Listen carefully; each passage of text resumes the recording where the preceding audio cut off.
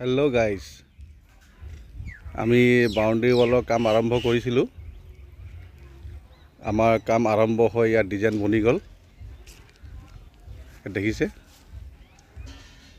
খুব সুন্দৰ design. Front back design.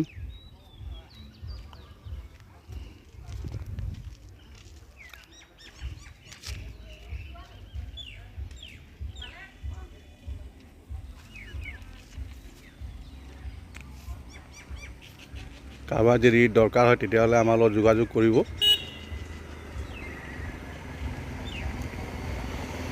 আমি এই ধৰণে গৈ আমি ফিটিং কৰি দিম, লগতে আমি কালাৰো কৰি দিম। কালাৰ কৰিলে বেছি ধুনীয়া লাগিব।